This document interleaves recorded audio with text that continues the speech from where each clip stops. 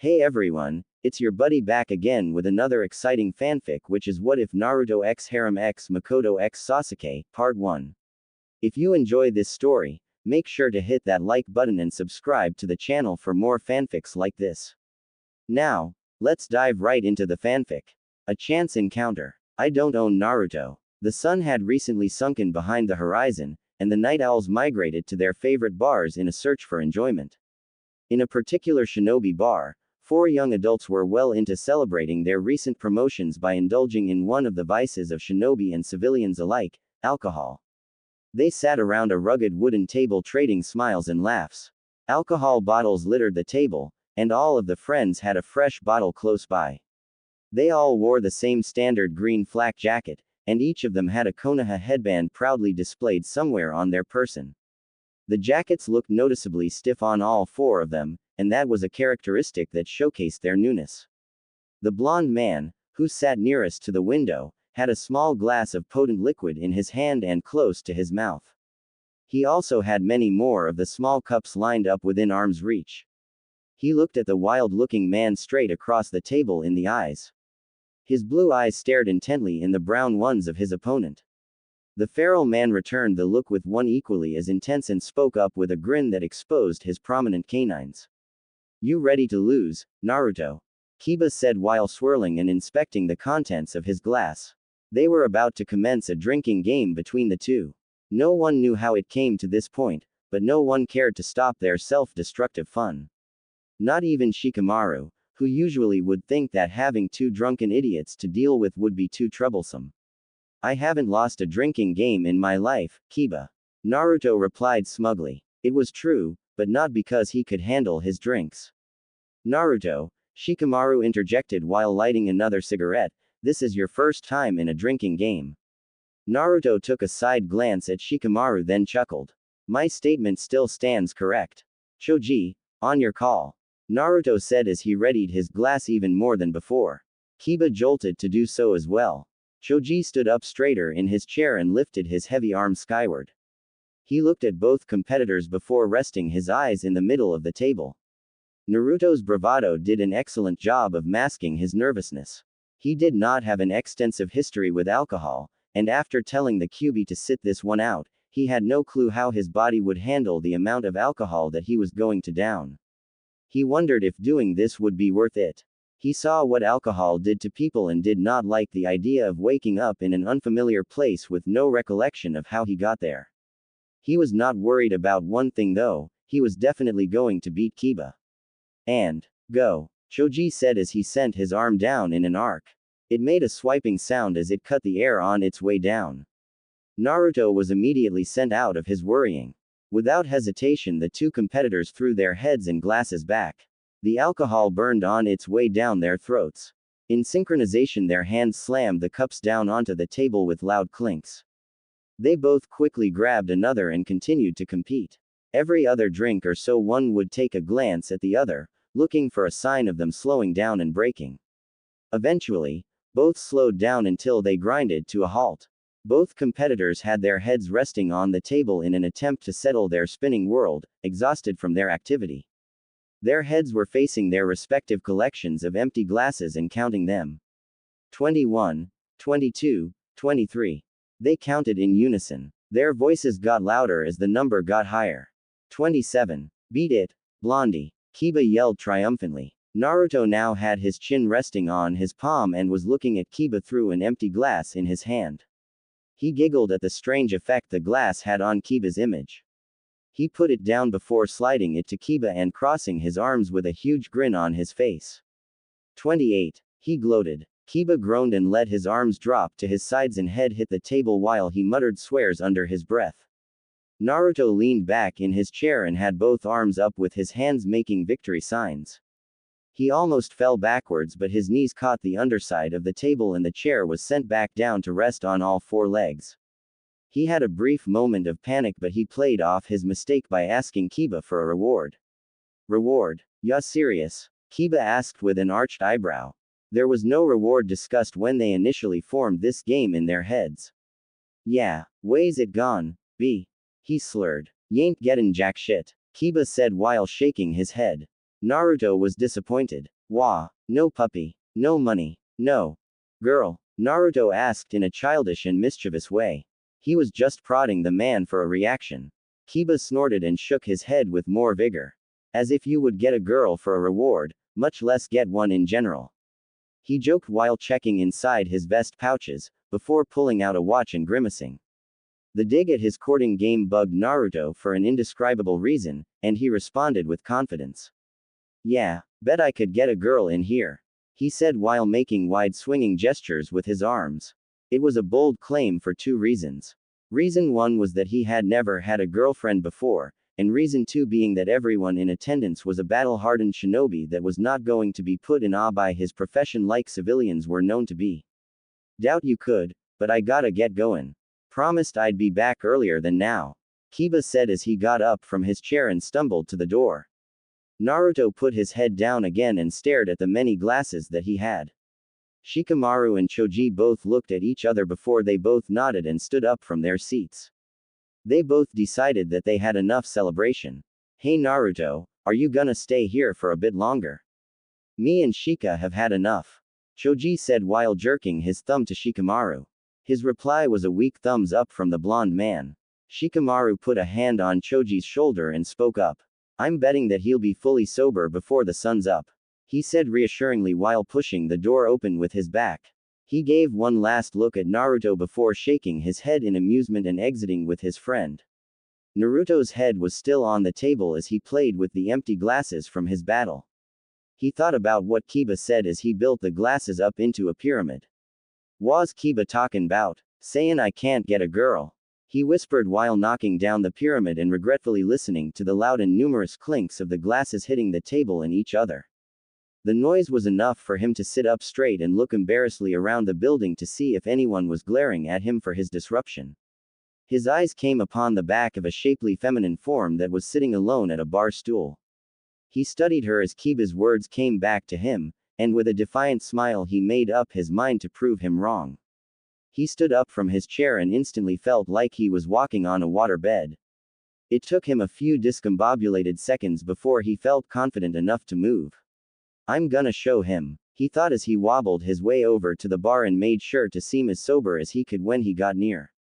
The worry of what could go wrong entered his mind but was quickly ran out by the liquid courage that was in his system. He sat down on the stool next to her and tried his best to act indifferent to her. He studied her but could not see much as her head was slightly down and her silky, long, black hair covered her face from view. He did however notice the growing collection of glasses that were by her side and figured that she could not have been much better off than him. Alright, now what do I say? He thought, but his mouth already decided. Hey, what brings you here? He said and instantly slapped himself mentally.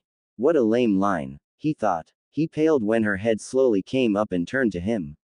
The lights at the front of the bar were much brighter than the ones that lit his table, and her stunning face made his eyes squint even more. She had beautifully dark eyes and pale skin, and Naruto could have sworn that he knew her.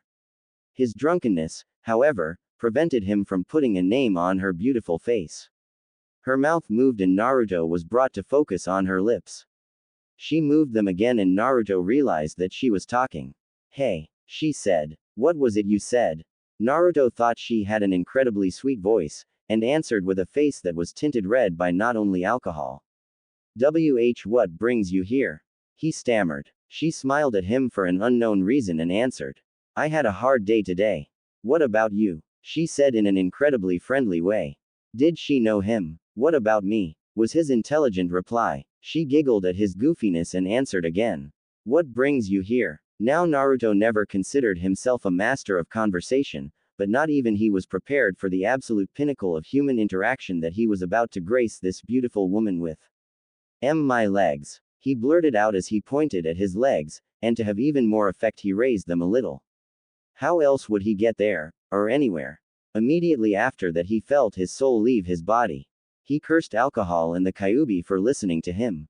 He looked at the woman in horror as her previous tipsy giggle became full-on laughing. She was loud enough to draw the attention of many of the other patrons.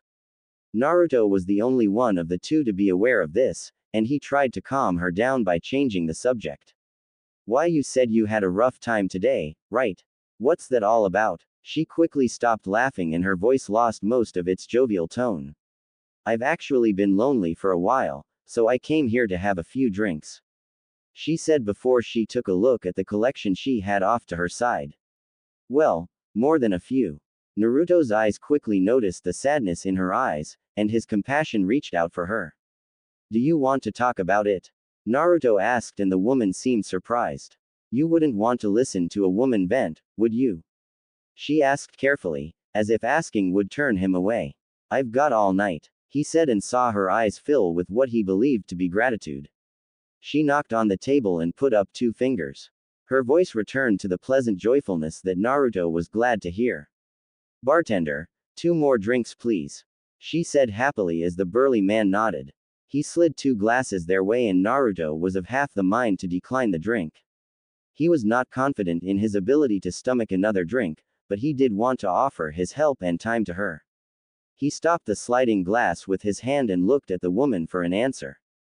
Her eyes were attentively looking into his own, and she had her drink extended towards him in a toast. He smiled and clanked his glass against hers, and they both drank together. I think I'm gonna regret that, he thought as he felt himself get woozier. That was the last conscious thought Naruto had for a while. The rest of the night was a blur. The morning after, however, was remembered in crystal clarity. An unfamiliar room. I don't own Naruto. The early morning sunlight found its way through a crack in the window's blinds and assaulted Naruto's closed eyes with pinpoint accuracy. The bright light warmed his sleeping face and caused his eyes and nose to crinkle in an attempt to stop the brightness from disturbing him. It did not work though, and Naruto woke up without a sound. Without opening his eyes, he turned his head away and tried to fall back asleep. An itch on his nose made itself known and demanded his attention, so Naruto raised his arm to scratch at it.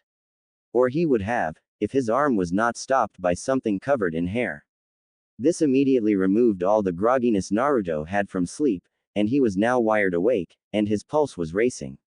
His eyes remained closed, but his other senses were going off the charts. He could feel that the bed was definitely bigger and softer than his own. He also felt the warmness of someone else's skin intimately touching his own. He heard the consistent breathing of someone right next to him. He knew his arm was under this person's head, and they were using it as a pillow. After piecing the evidence together, Naruto knew exactly the situation he was in. He was naked in a bed with another person, who was equally as naked. He was also in a place he didn't know, with no recollection of how he got there.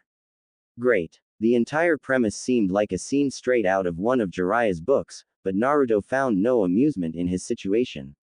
He could only go without opening his eyes for so long, so he decided to fully take in his surroundings. He counted down in anticipation. 3, 2, please don't be a dude, and 1. He opened his eyes wide and upon seeing the stranger's face he instantly remembered his time at the bar. Her face was even more beautiful than it was when he first saw it, and he took a few moments to take it in. He noticed new features that he hadn't before because of his intoxication, like how she was certainly older than him. Her age did not detract from her beauty though, it just made her look more regal. Her head was tranquilly resting on his arm, and her black hair was messily snaking out in many directions. She had a look of deep comfort on her face, and Naruto found himself feeling relaxed. A smile found its way onto Naruto's face, and his worry when he first woke up was replaced with acceptance. He had never been in this situation before, but he soon found himself enjoying it. Her right leg and arm were both resting on his body, and Naruto had never felt so comfortable before. That comfortableness was quickly dashed out when he heard a string of knocks on the door. His breath hitched and he stared at the door in intense silence before a muffled voice was heard. I'm back from my mission, Mom. Naruto was sure it was a male voice, and he was stunned when he heard him call her mom. Naruto was okay with waking up in a single woman's bed, but waking up with someone's mom stretched across his body was a difficult situation that he did not want to be caught in. He knew that walking out and leaving was no longer an option, and that he had to cut his time with the sleeping beauty short. With delicate care he lifted her limbs off from his body and meticulously pulled his arm out from under her head. He supported her head to prevent the sudden change from waking her. He tried his best to do all this without glancing below her face, and by the end of it, he covered her body all the way up to her neck with the soft white blanket. He did every action as silently as he could, and he thanked the alcohol in her system for keeping her sedated. After he wormed his body away from her and off the bed, he felt cold. His arm that was under her head began to tingle as blood began to flow back into it, and he swung it around to speed up the process. He studied the room around him as he did this, and was taken aback by the numerous articles of clothing that were haphazardly thrown around the room. He began collecting his own clothes to cover himself and her clothes to stack neatly by the foot of the bed. His black shirt was the first thing he put on, and he kept searching for his boxers. He found his khaki cargo pants, his headband, his boots, and his vest all before he could find his boxers. He was sure he had worn them yesterday, but they were nowhere to be found. That was until he looked higher than the floor, and his brows raised in incredulous surprise when he saw them spinning above, draped over one of the blades of the ceiling fan fastened above the bed. He stared at them slowly spin in confusion and mild amazement. Wild. He slowly got back on the bed and stood up on it to reach the fan. He grabbed his boxers and deftly hopped off the bed before putting them on. He was halfway done sliding his pants up before he heard another knock on the door. The knock startled him and he tripped over one of his pant legs. His fall resulted in a loud bang that he was sure alerted everyone in the house. He quickly recovered from his fall and was relieved to see her still asleep. He then turned his head to the door while fumbling with the pants. "Mom, are you all right?" The voice on the outside of the door sounded worried. "I'm coming in." Naruto watched in horror as the doorknob turned, and he decided that now was as good a time as ever to leave.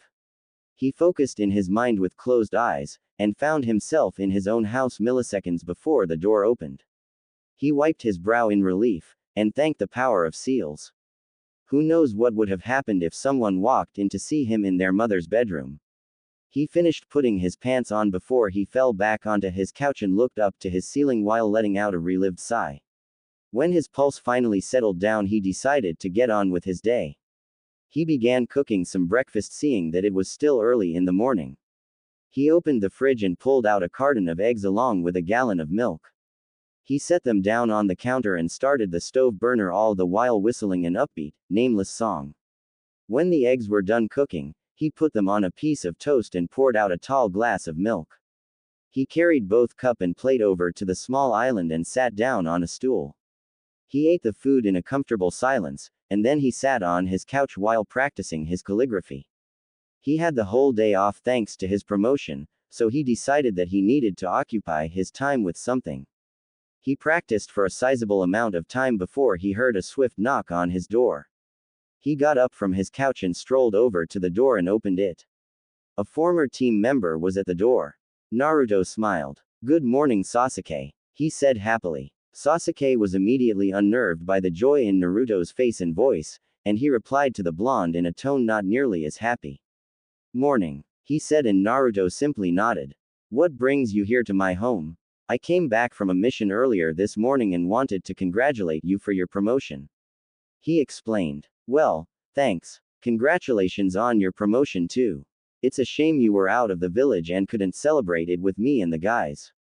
"It was fun," Naruto said. Sasuke nodded in agreement before speaking. "That's also a reason why I came here. My mother and I are going to celebrate my promotion at home, and I wanted to invite you to come over. As an apology for missing your celebration." He said each sentence faster and quieter than the previous, as if saying them would hurt his reputation. "I'd love to." Naruto gave a thumbs up and grinned in a way that reminded Sasuke of a duo of green-clad maniacs. He shuddered at the thought. The happiness that the blonde man was exerting was beginning to scare him. "What has you so happy, Naruto?" he asked. "Did you win the lottery?" "You could say that," Naruto said with a hand scratching his head. "Well, that's not really an answer." Sasuke mumbled but didn't press the issue. "Anyway, I need to pick up some stuff for the celebration. Can you help get some things, so we can get them all faster? We are planning to have it around 2. "Sure. Just give me a list," Naruto said, and Sasuke quickly wrote down things for Naruto to get. Sasuke then left Naruto's apartment and the blonde was soon to follow. He locked the door behind him and made his way to the market. He read the list in his hand and held a mental conversation with himself to think about where he could find the items. His thinking drifted to the unexpected but welcomed invitation Sasuke gave him. He had never been invited to his house before, or met his mother, so he was excited to see what it was like in the almost abandoned Uchiha district. He wandered around the market, buying things on the list when he found himself in front of a butcher. Beef was on the list, so he entered the store and gazed at the various meats that hung around him. He walked to the counter and ordered what he needed. The butcher bagged the meat and handed it to the blonde while wishing him a good day. Naruto turned around and made his way back to the entrance when he spotted a familiar face staring at the multiple cuts displayed on the hooks. "Whatcha doing here, Kiba?" he asked. Kiba turned to him in surprise, but he smiled after seeing who it was. "Nothing much. What are you gonna buy?" "Nothing. Just window shopping." This confused Naruto. Who window shops for meat? This got a reaction out of Kiba. "I do." "Why?" Naruto asked, and Kiba was getting slightly annoyed. "Because I enjoy meats. Like this one." He picked up a large chunk from a display. "This is from a giant bear that was killed in the Forest of Death during this year's Chunin exam. Just look at this marbling," he said while practically drooling. Naruto gave him a look that conveyed concern, and Kiba did not like how this conversation was going. "So, what are you doing here?" he asked to change the subject, and it worked. "I am picking up some stuff for Sasuke's promotion celebration," he said as he began to walk. Kiba followed him leisurely. "Really?" Kiba asked, surprised. "He doesn't seem like the kind to do celebrations." "He isn't really." Naruto realized before a thought crossed his mind. "I think his mom is putting him up to it." "Yeah, that seems more likely than anything, but then again I don't know his mom. She's more reclusive than him, if that's possible." "So, where are you going next?" Kiba said as they finally exited the butcher. Naruto took a look at the list that he produced from his pocket and read from it quietly before stuffing it back in. "Do you know where I could get some vegetables?" Kiba scoffed at the mention of greens, but he decided to offer his help. "Yeah, there's a produce stand not far down from here. I'll show ya," he said while pointing down the road. "Thanks," Naruto said. He and Kiba started walking down the busy street, making sure not to bump into any of the other market goers. Now that they were out of the butcher, Kiba was able to smell scents other than meat, and he picked up a rather strong odor coming from the man he was bringing to the vegetable stand. It got strong enough to the point that Kiba could no longer stand ignoring it. "So, who's the lucky girl?" he asked awkwardly but with confidence. Naruto stiffened and gave Kiba a confused look. "What do you mean? You met a girl last night." "I did," Naruto said slowly. "And you?" "And I what?" Naruto said, genuinely confused. The confusion made Kiba impatient. "You had sex with her," he declared. Naruto raised an eyebrow before agreeing with him. I guess. It did make sense to him. After all, he did wake up entangled with a naked beauty. Surprisingly, Naruto was not freaking out over the revelation. "The fuck you mean, I guess. You reek of it, man." Naruto didn't dare to deny Kiba's smelling prowess, but he did smell his shirt sleeve for a scent he could faintly detect. "Well, I had my suspicions," he said while putting a finger on his chin. "I just couldn't be sure." Kiba's mouth was wide open while looking at the man with disbelief. "How could you not know if you had sex with someone?" he said loudly while flailing his arms around. Naruto, being especially conscious of how others act around him, noticed the crowd of listeners that Kiba was generating from his outburst and decided to end the conversation. "Are we almost there yet?" he said in an unnaturally stern way. Kiba straightened up and dropped the conversation. "Yeah, it's this one over here," he said as he approached a stand with green produce all around. "Excuse me, do you have any cabbages?" Naruto asked politely. "I do. How many do you want?"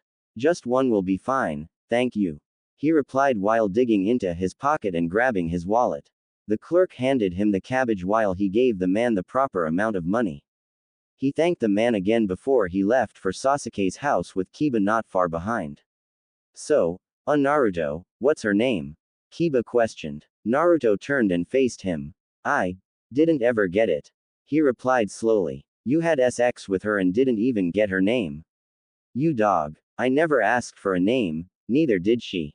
Naruto said defensively. Not even in the morning, when things died down.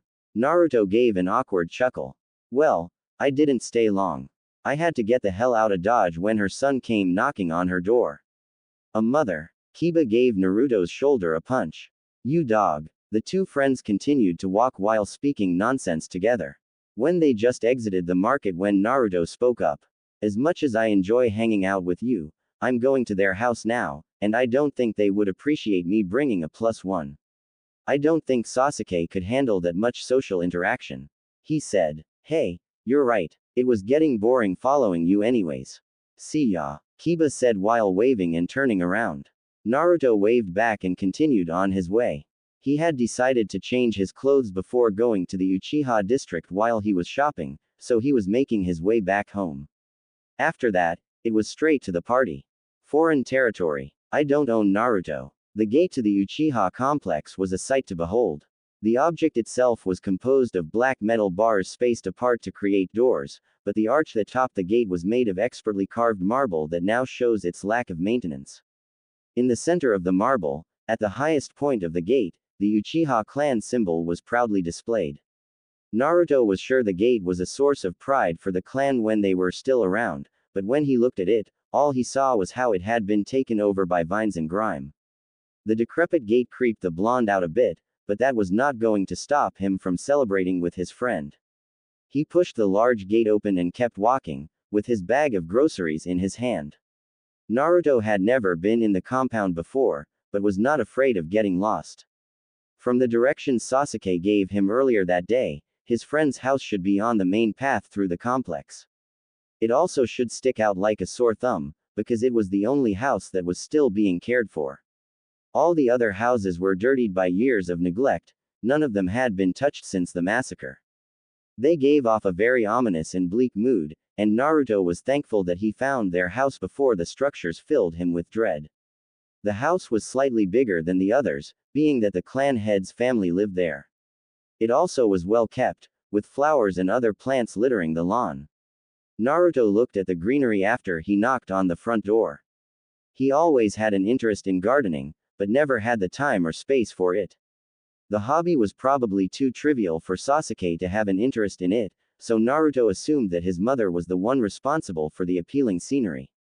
The door opened not too long after he knocked, and he was greeted by the male Uchiha. He was wearing casual clothing, something that Naruto almost never saw the man in. Naruto himself was wearing clothes just as casual. He had on a burnt orange t-shirt and blue jeans. Glad you could make it. Thought you got lost for a second. Sasuke said with a smirk while opening the door wider for entry. Naruto humped and took his shoes off near the other ones. He looked at Sasuke and lifted the bag in his hands with a questioning look. Sasuke nodded before tilting his head to sign for Naruto to follow him. The entryway came into an open living room, and Sasuke led him farther to the kitchen, which was separated by a partial wall. Naruto looked around, impressed by the spacious size of the house. The living room was easily the size of his apartment, and the L-shaped couch looked awfully inviting. His observation switched to the kitchen when Sasuke led him past the half wall. There were appliances in pristine condition, and white granite countertops covered every cabinet that rested on the floor. He was tempted to run his fingers over the smooth stone. He walked over to the large dining table and set his groceries down next to the ones Sasuke bought. Sasuke took his own purchases out from his bag and Naruto copied him. They threw away the plastic bags, and Sasuke grabbed multiple vegetables and began cutting them. Naruto offered his help, but they only had a single cutting board, so he sat down at the dining table. The house was quiet, with only Sasuke's kitchen knife making noise as it hit the wooden cutting board. Sasuke finished cutting a tomato and opened his free hand to gesture for another thing to chop. Naruto picked up a bell pepper that was on the table and tossed it to the black-haired man. So, is your mother out right now?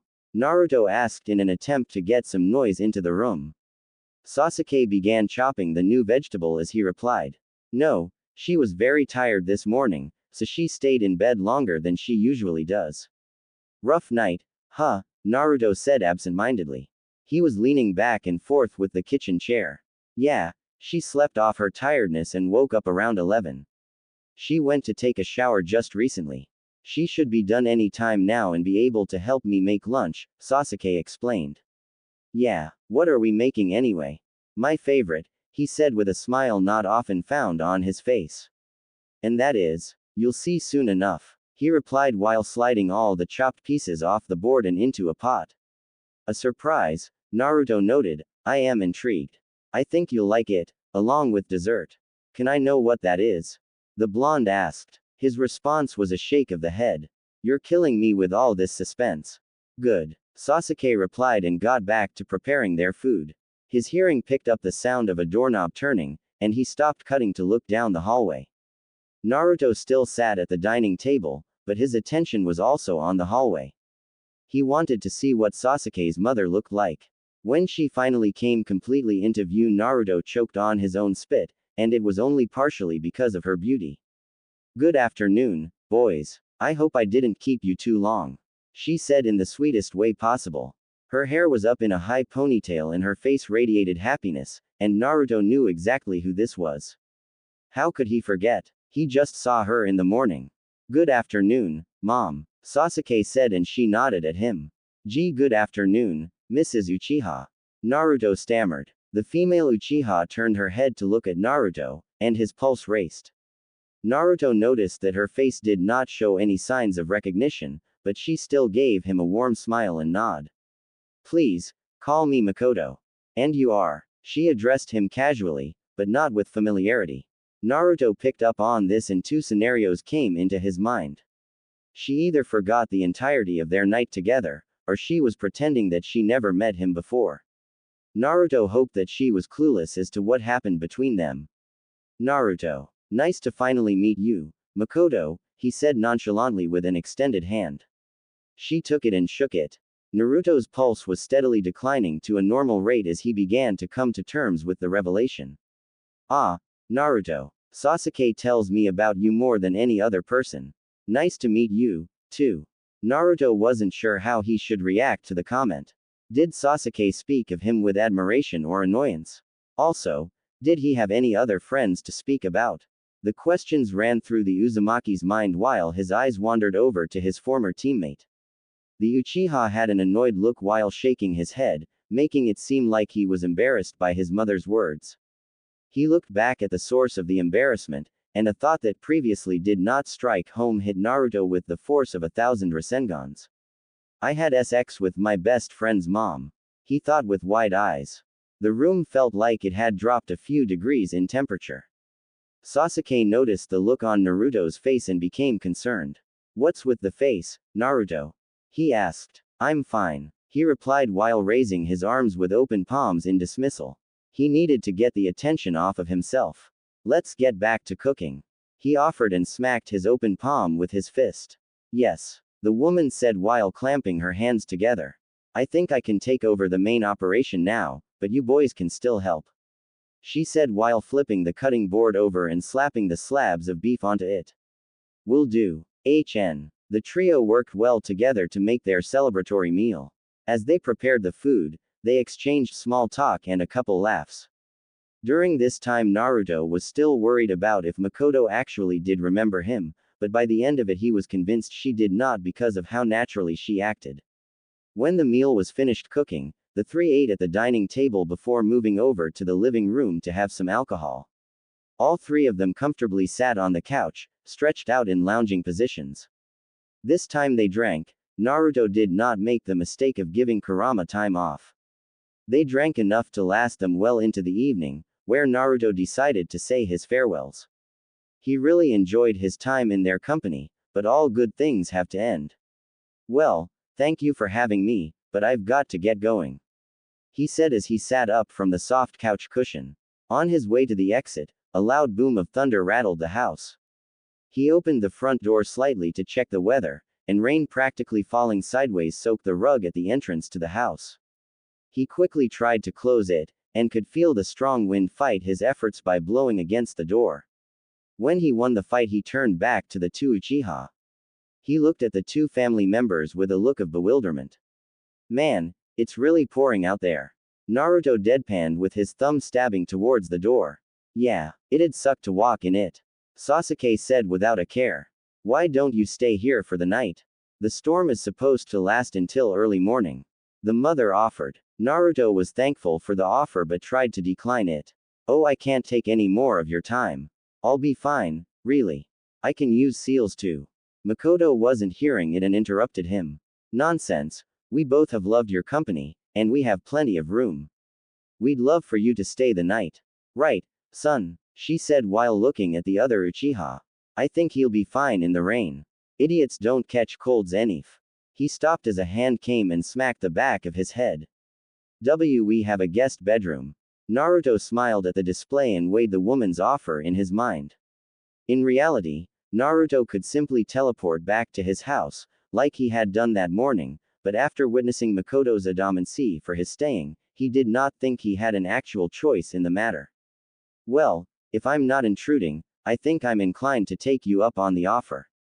He said. The mother in Mikoto was not going to let him step foot into the inclement weather, he figured.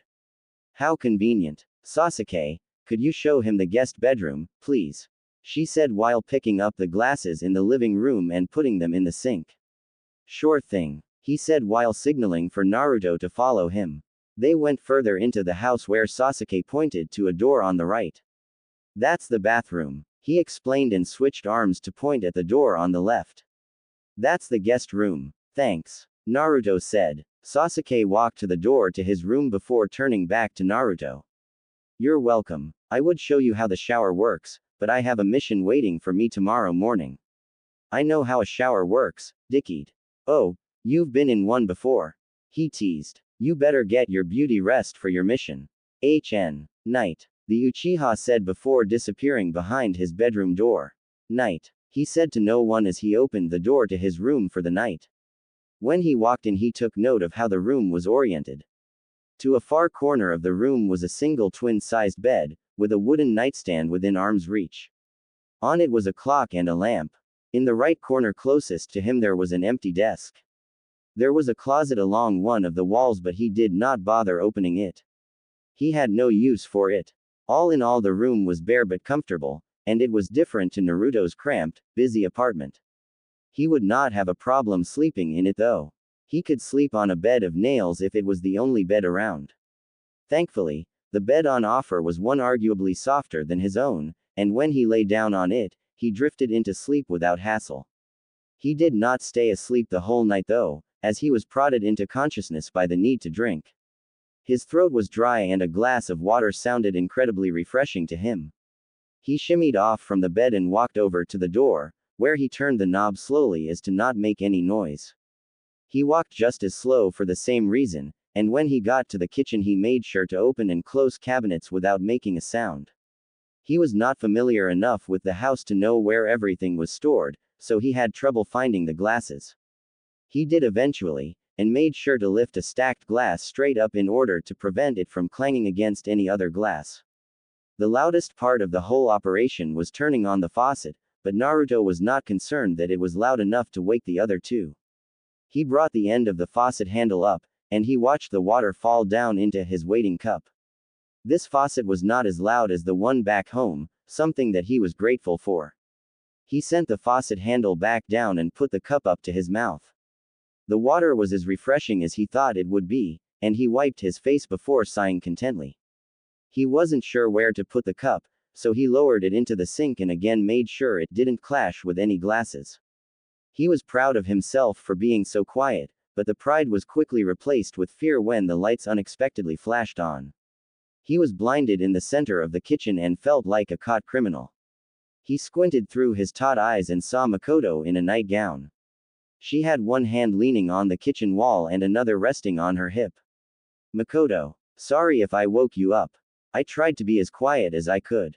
He felt bad. It's all right, Naruto. I was already awake, she said. Naruto thought that her voice didn't carry the same tone that it did during the day, and he was slightly nervous because of it. Maybe she was mad that he was digging through their stuff. He gulped. Oh, so I didn't wake you. That's good to hear. I tried my best to be quiet when I came out here to get some water, he said, trying to explain himself. What brings you here? The woman sauntered slowly towards Naruto, and when she was just feet away, she pointed down to her knees. Naruto dumbly followed her hands and found himself staring at her long, creamy legs. He was confused for a moment, but then two quiet words cut through the then silent room. My legs, Mikoto whispered while giving a devious smile. Naruto had a sharp intake of breath when he heard those two soft-spoken words. Mikoto leaned towards the boy before stopping mere inches away from his face. She looked into his eyes in a way that made Naruto feel like a cornered mouse.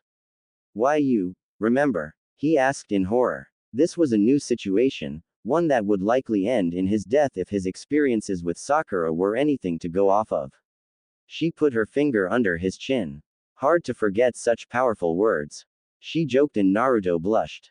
He looked at the tile floor in embarrassment, hoping that averting his eyes would make the situation go away. He could still see her feet, and he knew that his action was futile. He sharply looked back up and faced the smirking woman before speaking. The night before, it shouldn't have happened. Naruto saw Mikoto's expression immediately change and she became saddened by his words. Her confident smile sagged until it became a quivering lip. She hung her head and played with her fingers while speaking to him.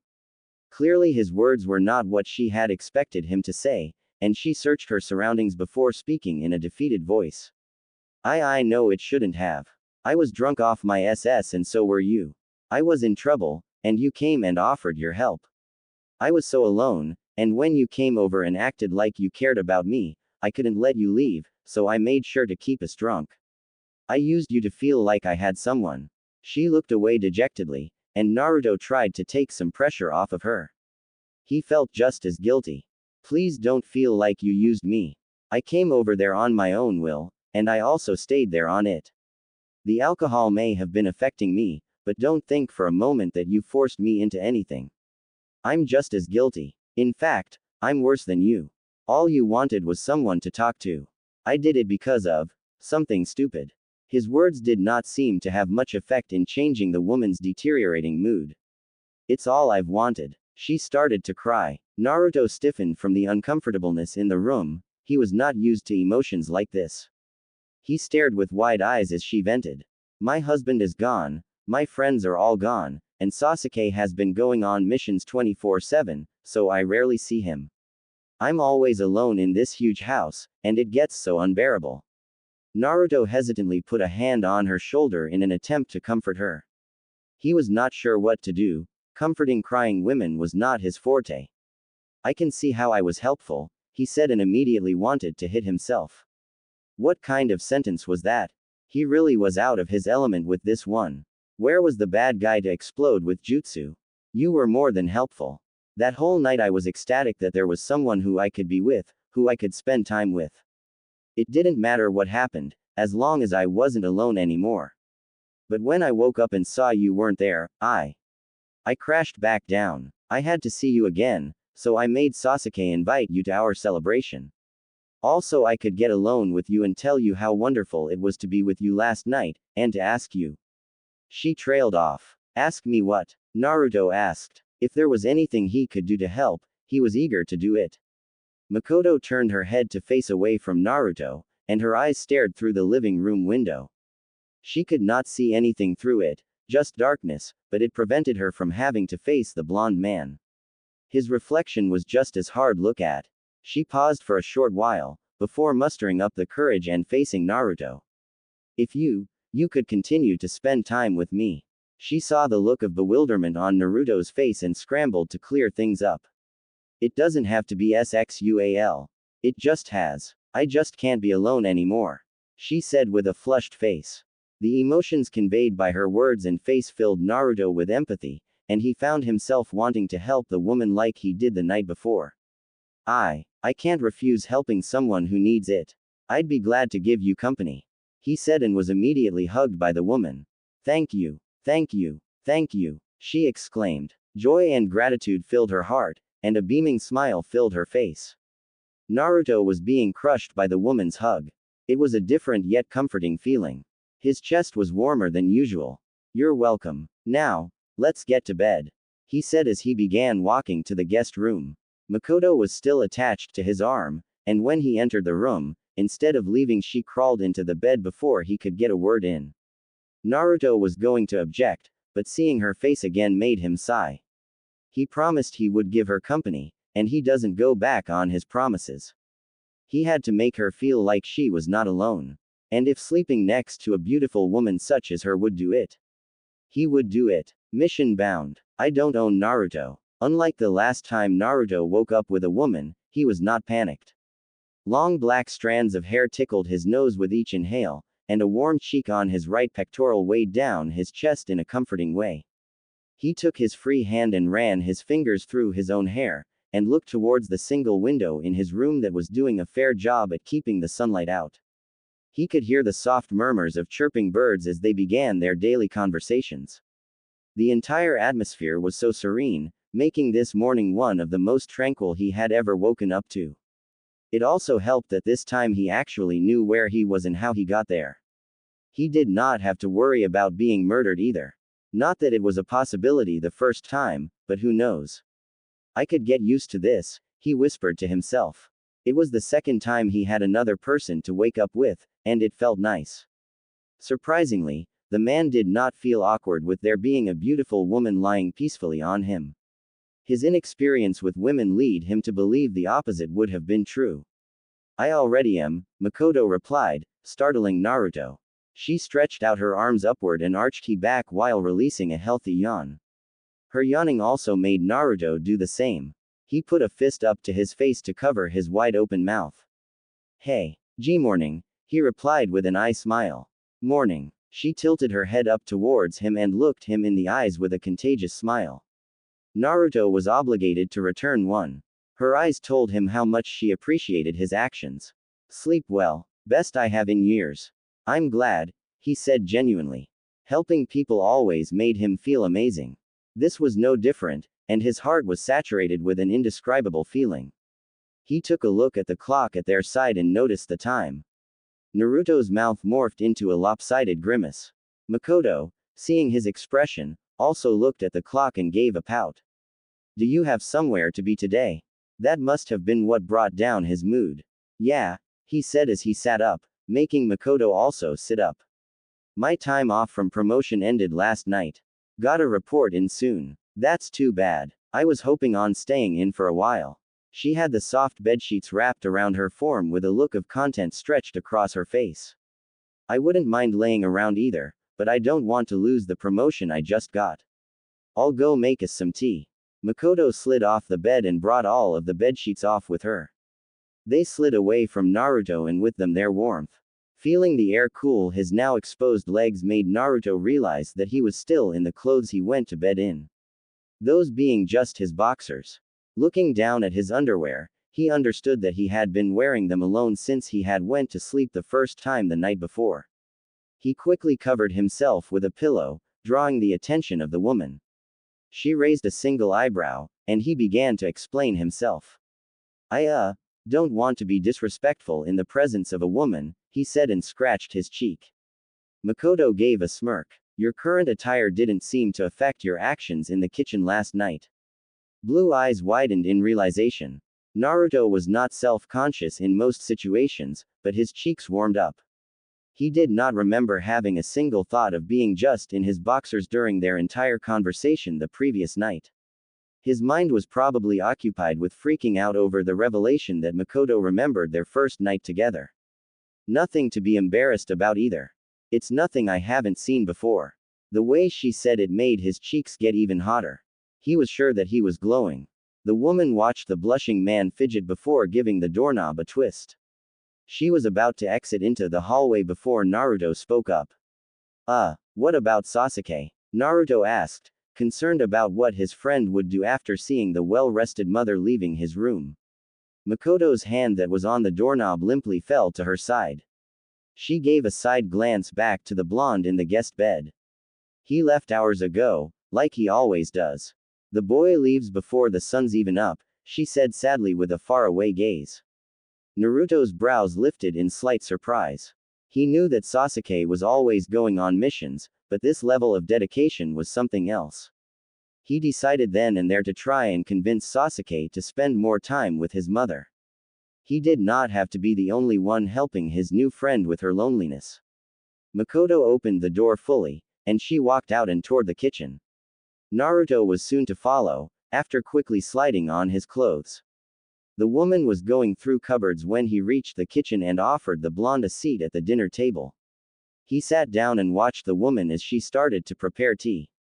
She put a kettle on the gas stove, and with a quick hand sign and a breath, a fire was lit underneath the container. "Do you drink tea?" she asked as she leaned against the countertop and watched the kettle. It would take a short while before it was ready, so she decided that conversation would pass the time. "I don't usually, but I'd love some today," he said, trying to be polite. He was not a heavy drinker of tea, or any hot drink for that matter, but he wanted to be as kind as he could. It was not like he needed any uppers anyway, with the furball in his stomach constantly energizing him. After a short wait, the kettle screamed that it was warm enough. Mikoto then set down 2 cups at the table and filled them both up with the steaming liquid. Naruto gave his thanks and they drank together. "So, now that you're promoted, you'll be getting a lot of missions, huh?" The mug she gripped was warming her hand. Naruto took a sip from his own. "Yeah, I'm not sure how often I'll get one, but the workload's gotta be pretty big. I could be out of the village more often than I've ever been," he answered. He saw her head dip slightly, and realized that what he said was not what she wanted to hear. "But don't worry, I'll make sure to spend as much time with you as you want." "Thank you, Naruto. But I know that you won't always be able to hang out with me. I think I'll be able to handle the loneliness if I know you'll be coming back." Naruto gave a reassuring smile, stood up, and offered his hand to Mikoto. He was stretched over the table as he confidently stared into her eyes. "Mikoto, I promise that whenever you feel lonely, I'll come and spend some time with you. And I don't go back on my promises." The woman looked up at the man in awe, before taking his hand with her own and shaking it. "Thank you," she said gratefully. Naruto gave a bright smile with a thumbs up. "It's my pleasure. Thank you for the tea, Mikoto. I would love to spend more time with you, but duty calls. I'll make sure to stop by when I can," he said gleefully. "See you till then," she said with equal enthusiasm. Naruto was led to the front door and gave one last farewell before exiting the Uchiha household. He raised a hand up in the air as to wave to his host. Mikoto watched as the boy walked and then ran out of her compound. "That man is really something else," she said whimsically with her body leaned against the door jamb.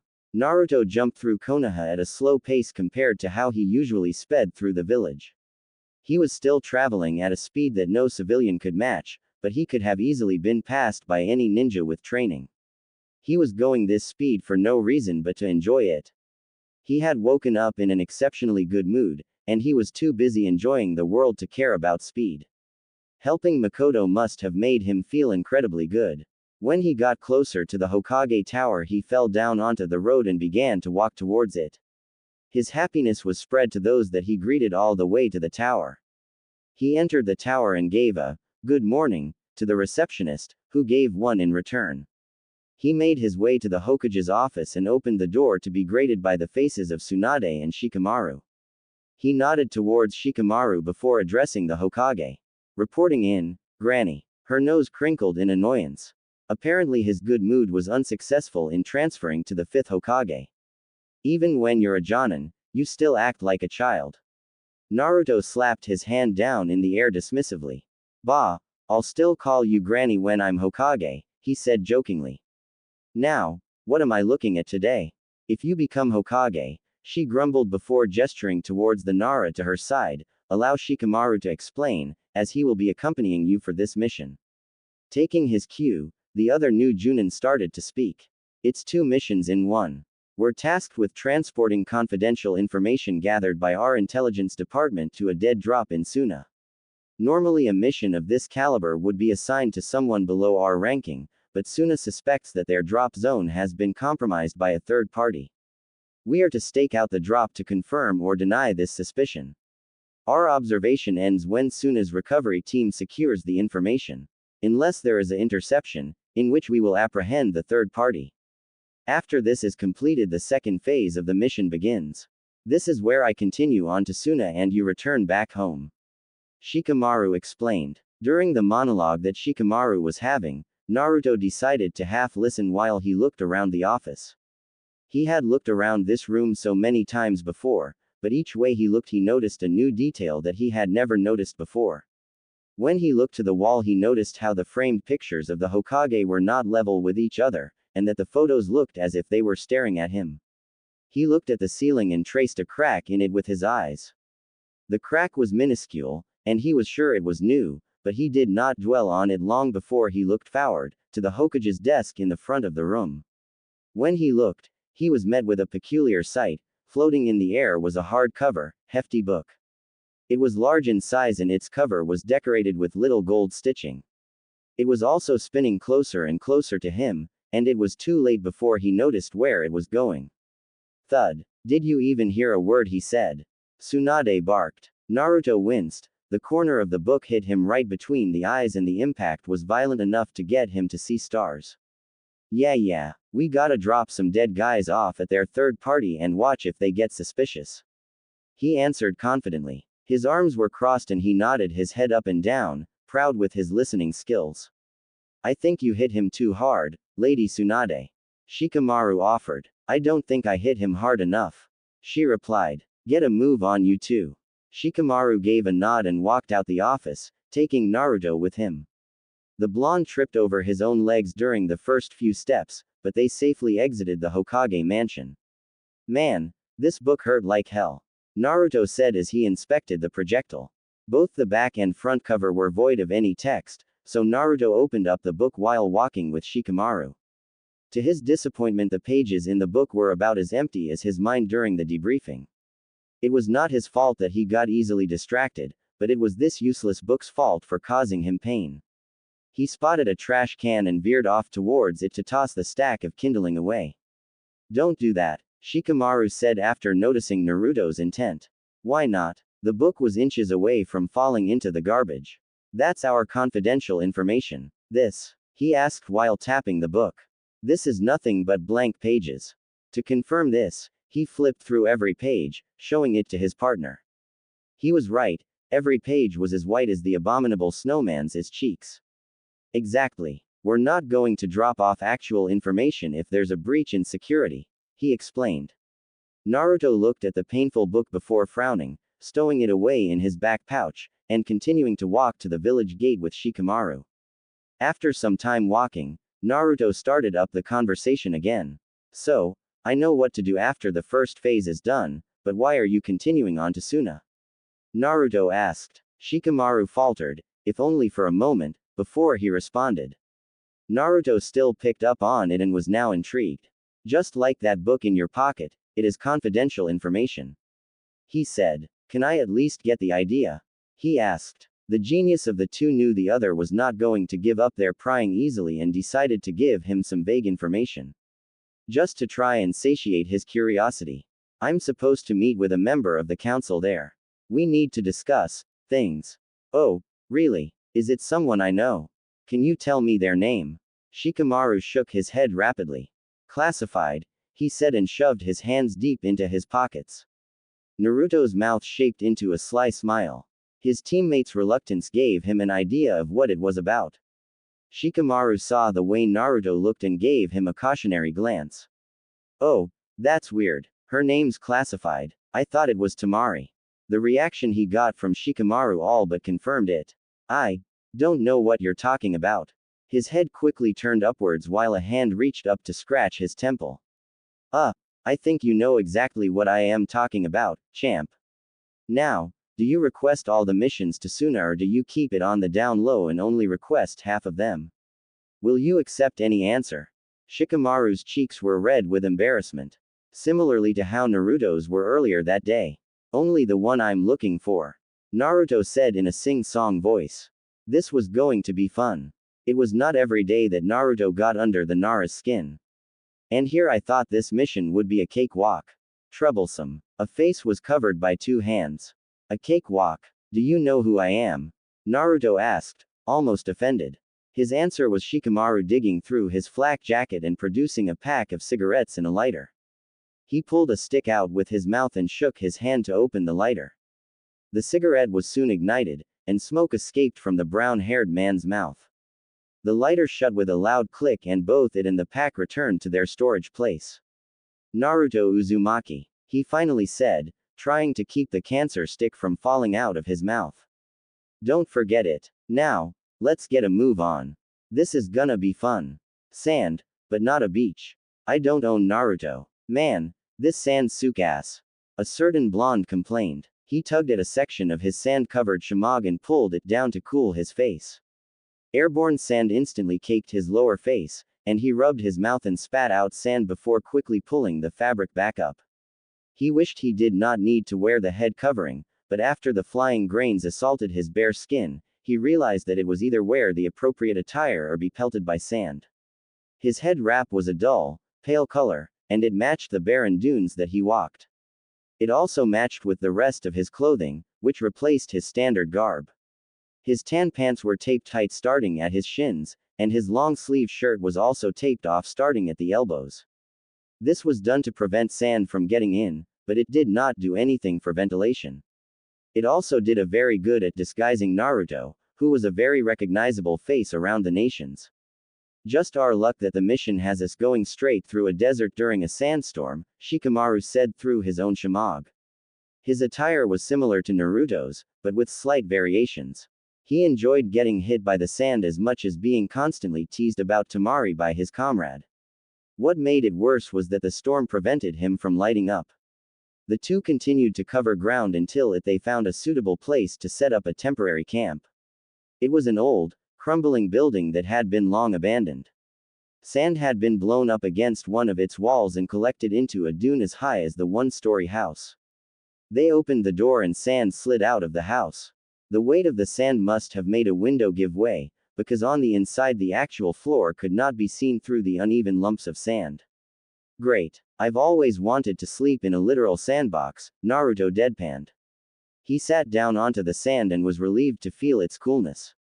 The powerful wind could still be heard tearing through the dunes, even with the door shut. Better this than outside, Shikamaru replied and took his backpack off. He dug through it and pulled out a canteen to take a drink. He then pulled out a portable burner and pot, and began the process of boiling water. While he was doing this, Naruto pulled out the decoy information and began tossing it up in the air and catching it to occupy himself while they waited for the water to boil. He eventually grew tired of tossing the book and began doodling in its pages. So, how far out are we from the dead drop? Naruto asked, looking up from the bowl he was scribbling in. Not far at all now. If we move at dawn we'll make it well before noon. We'll have plenty of time to set up and watch the drop.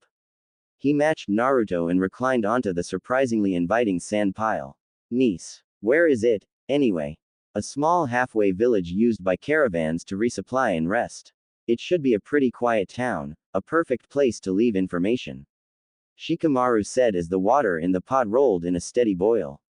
He grabbed the pot with his now unwrapped shemagh and poured some of the steaming hot liquid into an instant ramen cup.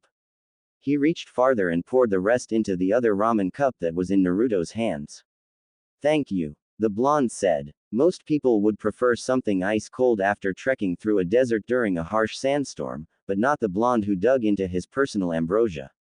He could eat only ramen for the rest of his life. Eat up, Shikamaru said while watching in wonder as his teammate demolished the piping hot instant ramen. The small flame that was warming the pot stayed lit, the two used it as a light source. They enjoyed their noodles in a comfortable silence. Well, a silence if Naruto's loud slurping was ignored. The desert lacked the usual jamboree of animals that the forests they were used to had, but the small crackling of the flame and the sound of blown wind hitting the walls around them gave them company. They finished their meals and each of them sifted sand into a somewhat flat space large enough to put a sleeping bag on. They both got into their respective bags and put the small, dwindling flame between them. Naruto was on his back with his hands crossed underneath his head, looking through a crack in the roof and into the night sky. There were no clouds in the sky, and their distance from any major civilizations eliminated light pollution. It was perfect stargazing conditions, and as Naruto looked at the heavens above, a question he had formed earlier in the day returned. Shikamaru, Naruto suddenly asked. MN. He replied through his pillow. You and Tamari. How does it work out? Shikamaru turned his head out from the pillow and faced the other man. What do you mean? I mean, you two live in separate villages, and you barely get to visit each other, right? Right. He was not sure where this conversation was going, but was still going to humor him. Doesn't that make it hard on both of you? Neither of you get to see each other when you want to. It's definitely not a favorable situation. I would rather us be available to each other whenever, but we are making things work out just fine. I'm glad. There was a short silence between the two before Shikamaru started back up. Since when have you been one to ask these sorts of questions, Naruto? Shikamaru questioned with his eyes squinting to scrutinize the man across the burner. Are you trying to make a long-distance relationship work? Naruto put his hands up like he was guilty and tried to take the heat off of himself. No, nothing like that. I was just curious as to how you keep a relationship when you're both so busy and far away. I would think most people in your situation would have given up. There was another short silence before Shikamaru spoke again. Well, when we do have time together, we make the most of it. How so? We try to do enjoyable and memorable things. Trying new things, unique experiences, stuff like that. That way, when we have a great time, our happiness satiates us until the next time we meet. The reward makes the wait worth it. He concluded and went to sleep. Naruto did not go to bed with his friend. Instead, he continued to gaze through the crack in the roof. A strong gust of wind blew some sand in through that same crack, and the grains came plummeting down onto the awake man's face. He was not expecting it, so many granules fell into his eyes. He slammed his eyes closed and shook his head in minor pain. His eyes watered excessive as he rubbed them in silent agony. Damn it! He finally yelled while fisting his eyes. His predicament woke his companion up. What are you doing? He said, annoyed at being awoken. Naruto had just finished clearing his eyes of sand when he said it. He blinked multiple times before answering. I can't see. That usually happens when it's night time. No, not like that. He said and faced the Nara. It was too late though, as snores filled the room. Naruto sighed and leaned away, this time making sure to keep his face away from the crack. He fell asleep soon after. As Shikamaru said the night before, they left as the sun began to rise, and reached the town well before noon. It was an inconspicuous town as any, with a small amount of locals and merchants doing their tasks as they always have. The two Konoha nins dropped the decoy at the drop about an hour after making it to the stop, and they had been watching it for 2 hours after that. Both of them had grown tired of waiting around for someone to jack the book, but only the blonde was outwardly annoyed. He fidgeted around in his prone position on the flat rooftop of his building. It was a great position, but it sure did feel like an oven with the high sun cooking the top of his roof and himself. He was frying like an egg on a skillet. Shikamaru was across from him, pretending to be an ordinary patron at a small open bar. Together they sandwiched the dead drop, which was a small, decrepit well. Naruto, even though he had been doing this for hours, diligently scanned the scene from his perch again. He quickly spotted a group of 3 suspicious men enter the town and looked at Shikamaru to see his partner discreetly radio to him. My 7 o'clock, you see them? 3 unknowns, haven't seen him before, Naruto confirmed. He was excited at the prospect of action. Hopefully, all this waiting would be worth it, and he would be able to crack some skulls. Let's see where this goes. As he said that, the group of 3 split into 2 groups, leaving one alone. The group of 2 walked towards the bar that Shikamaru was stationed at, making him quickly cut off radio communication. The loner stayed by the well, and appeared to be digging through his supply bag for supplies. He pulled out his canteen, opened it, and checked for liquid. The container was empty, so he turned to the well and started to reel up the water bucket. The well had dried up years ago, and most of the regular visitors knew that. He dipped his canteen down into the bucket and came up with it and the book. The man took a swig while deftly stowing the book away into his utility pouch and walked to his companions at the bar. Naruto saw that Shikamaru was no longer at the bar. Those are not the designated couriers, Shikamaru said from beside Naruto. The blonde turned his head over to look at his partner. Definitely not, but they took the book, so you know what that means, Naruto said with a smile. Let's wait for them to skip town. I don't want any civvies getting in the crossfire if things go south. That was my plan. I have a reverse summoning seal on the book. When they get far enough away and they decide to take a peek. Naruto paused deviously. Party time. Good on you, but will that summoning take me too? Not unless you want it to. Even then, it can spit you out far enough away for you to launch a sneaky attack. Well, let's get to waiting then. I can't wait to watch the fireworks. Me neither, Naruto said. The three men who had the drop left as soon as they came, and they continued to walk away from the town until they reached a cavern in the side of a large stone formation. Drifts of sand disguised the entrance well, and the trio felt confident in their safety. They sat around a small lamp, with the book in the hands of the one who retrieved it. Their shadows stretched over the cave wall, making unnatural shapes. All of the men were chomping at the bit to see what secrets the book contained. The leader slowly turned back the front cover of the book, and stared at the book with wide eyes. He blinked multiple times, as if to clear his eyes, and his head swiftly moved back and forth over the pages. He hurriedly flipped pages and pages, and his movements became more fevered the more pages he flipped.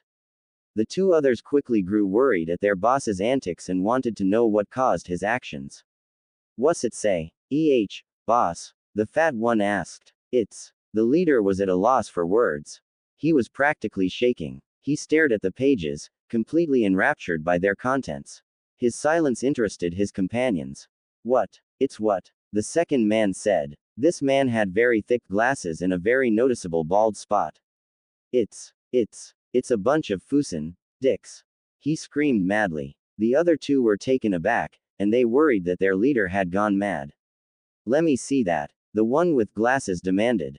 After it was handed to him he gasped, and the fat man wanted his turn to gawk. Over here, he said with an open hand. Once he got the book and took a glance. It was true, on the pages were crudely drawn pennies. His face, like those of his two buddies, also turned into one of confusion and anger. Can I take a look? A fourth man asked. Without hesitation the fat man handed over the book and let the man inspect the pages.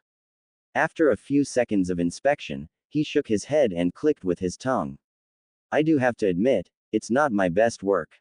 The three men then noticed what was wrong with the situation and whipped their heads around to look at the new addition to their team. Oh, hi, Naruto said while giving a jolly wave. The three men had scowls on their faces and each of them drew a weapon out of anger. They knew that the man in front of them was behind it all. Tips of swords poked dangerously at the giddy blonde. What? You don't like my art? Naruto feigned being offended. He had a hand over his heart and concerned eyes. Boys, murder this fool. The leader commanded. They were all going to charge and attack Naruto, but they found themselves stuck in place. They struggled against this unconquerable force until Shikamaru spoke up from the shadows. The more you move, the tighter it binds. So, unless you want your guts to pop out of your body, I suggest you stop struggling. The three stopped resisting the shadows. Their anger was replaced with fear. Now that that's over with, let's take you guys to Suna. I'm sure they'd love to deal with you three troublemakers. The three restrained men quivered. Each of them had spent time in Suna's prison, and they did not want to go back. The edge of Naruto's hand was the last thing they saw before they would wake up in a prison cell. All right, Naruto said as he withdrew 3 scrolls from his chest pouch. He then unraveled one and placed it on one of the unconscious men before sending chakra into it. A small flash occurred and all that was left afterwards was the scroll on the ground. It was rolled up again and had additional writing on it. He did the same process 2 more times then got up to go with Shikamaru. What now? Well, now that there was actually a breach in their information run, we are going to have to report it to Suna. So that's our next destination. Unless you want to go straight back to Konoha. I should be able to handle it from here. I think I'll go with you. It's been a while since I've visited Gaara. I need to tell him about my promotion. Alright, let's go. The two then began their way to Suna. When they arrived, the two greeted Gaara, who was already aware of their mission. They were then guided to the village's information department to drop off the prisoners. This mission couldn't have gone smoother. Thank you, Naruto, Shikamaru said as they left the Suna interrogation department. No problem, Shika. I'm glad things went as well as they did too. I want to get home as soon as possible. Yeah, hey, Naruto, what was that they said about the pennies in the book? Did you actually draw that in it? Yeah, Naruto replied nonchalantly. His stride never faltered, but Shikamaru stopped dead in his tracks. The young genius had a look of confusion on his face, something that was very rare for him. Why? Was the million-dollar question. I needed to disguise the sealing array somehow, didn't I? I guess, Shikamaru said, absolutely flabbergasted. You have fun with Tamari now. Alright, see you when you get back. Naruto said as his voice got farther and farther away. Shikamaru stood there for a moment, before whipping out a cigarette and lighting it. He shook his head in disbelief but then smiled. That man is something else, huh? Naruto continued to make his way through the village and was eventually strolling through the market district. The pathway was crowded with people and stands, but children still found a way to weave in between the gaps of people while playing games amongst themselves. Naruto had not come here to purchase anything, but he was enjoying looking at the myriad of goods just the same. There were a lot of unique items that Naruto knew he could not get at the marketplace where he lived. It was tempting to purchase something, but Naruto was determined to get home as soon as possible, so he continued on. The village soon became a minuscule dot on the horizon, and it was sand as far as the eye could see. The sun was beginning to sag in the sky, and Naruto was moving fast, as if he was racing it. He was moving at a speed much faster than the one he and Shikamaru had been going before because he had no one to wait up for. Unfortunately, he could not teleport home, as the signal was too weak to focus on. He looked at the descending sun and guessed that if he could keep going at his speed, he would not have to stop for the night, so he raced forward and quickened up his pace if that was possible. The sand dunes eventually morphed into a checkering of plant life and dirt, and before long, the sand was replaced entirely by grass and forest. Naruto slowed down a little to catch his breath, and after seeing that the sun was still in the sky and providing light, he decided that he could keep his current pace. His new pace allowed him to focus on things other than speed, and he soon found himself remembering what Shikamaru had said when they were sleeping in what he would call a sandbox. He had no clue what he and Mikoto could do that would keep her loneliness away, but he was sure that he would think of something by the time they met again. First time for everything. The village gate was a sight that was all too familiar with Naruto, but it still gave him a warm feeling in his heart when he gazed at the strong and protecting barrier after returning from a mission. It was the first landmark, besides the dense forests around him, that represented his closeness to home. His pace quickened when he saw the massive gate. Now instead of a brisk walk he was jogging to the gate with a smile on his face. He slowed back down to a walk to greet the gatekeepers warmly, who were more than happy to see him, and then he made his way to the Hokage Tower. When he reached the entrance to the tower and opened the main door, he was surprised and glad to see Sasuke talking to the receptionist. He, like Naruto, had just returned from a mission and was alerting the lady at the desk that he had plans to see the Hokage. Naruto guessed that whatever words Sasuke was saying were going right over the head of the young receptionist, because all she was doing during the conversation was nodding, blushing, and staring at the Uchiha. Naruto, oblivious as he could be at times, was easily able to pick out that the young woman was flustered over being so close to the man, and Naruto told himself to turn his friend onto that fact. Naruto figured that the brooder could get lonely, so he wanted to show him some options to replace going out on missions. After Sasuke finished whatever he was doing, he made his way up to the Hokage. Naruto walked up to the desk with haste, as he wanted to catch up to Sasuke, and spoke to the lady. I'm back from my mission. See ya. He said it so fast the lass barely had enough time to register that a new person had come. She looked to where he was going and tried to stop him with a meekly raised hand. Hey, wait, Naruto, someone is already seeing Lady Hokage, she said with surprise still lingering in her voice. Naruto, who already had the door to the stairs half open, seemed to weigh her words in his head for a brief moment before speaking. Like she cares. With that he entered the staircase, leaving a bewildered receptionist staring at where he once was. He climbed 2 steps at a time to get to Sasuke faster. He reached his friend before they left the staircase, and Sasuke was indifferent to his arrival but acknowledged his presence. That did not stop Naruto from striking up a conversation, though. So, what do you think about Mimiri? He asked. Who, for a so-called prodigy, he sure could be dense at times. Mimiri, the receptionist. Naruto was confused as to how Sasuke didn't know the girl's name. She had been working as the Hokage's receptionist for a while now, and she was quite talkative and friendly. Naruto, the chatterbox that he was, had held quite long conversations with her before, making him know her well. It surprised him that Sasuke wouldn't even know her name. That's her name. His response irked Naruto, but he decided to overlook it. Anyway, what do ya think of her? She seems to not be all there. She was just preoccupied, but that's not what I'm asking about. She's kinda cute, don't ya think? He stabbed Sasuke in the reba with his elbow to try and get a reaction. The Uchiha put a hand where he was hit and gave his former teammate a squinted eye stare. Why are you asking me this? I am just looking out for you, bro, you know. You're trying to play matchmaker for me? He asked incredulously. Nah, man, I'm just trying to open your eyes a little. Two possibilities. Opportunities. I don't need your help to find someone, Naruto. Besides, she's not my type. Now it was Naruto's turn to question his friend's words. How come? She's a civilian, and not built like how I would like. Naruto slapped his forehead as if he had remembered something important. Oh yeah, he began, I forgot you like muscular girls with chest hair and a pipe between their legs. Sasuke was visibly offended. Well, why don't you go after her? Naruto scanned his head for an answer but couldn't find one that he knew Sasuke would accept. He knew the answer for himself, but he couldn't find out how to put the feeling into words. Mimiri was a nice girl, and a good looker too, but he had no desire to pursue her romantically. I'm good, he answered.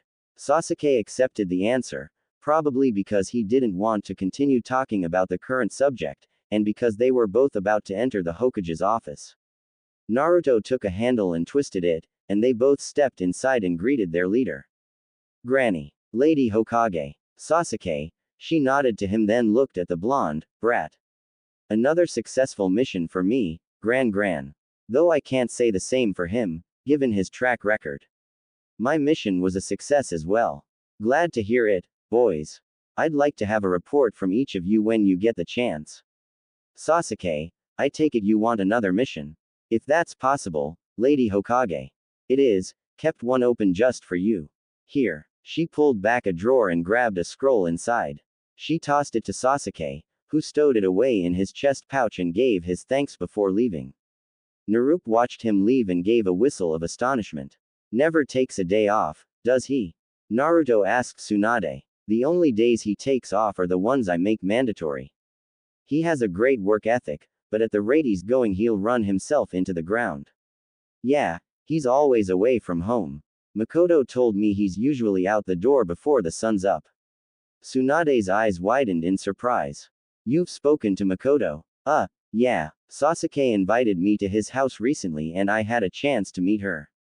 Why are you surprised? Mikoto has been sort of a recluse since the massacre.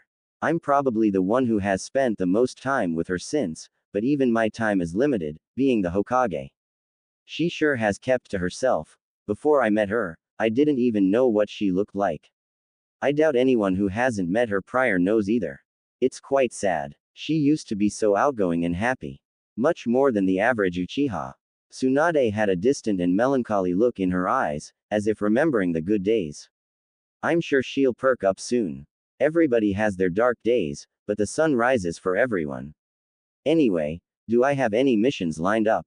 No, there aren't any at the moment that require your unique skill set. I'll be sure to call you down when one comes around. Alright, sounds good. See ya then, Granny. He said and then went to open the door. Have a good one, Naruto. Tsunade said. I'll make sure to. I'm visiting a friend today. He had the door opened and was leaving when he said this.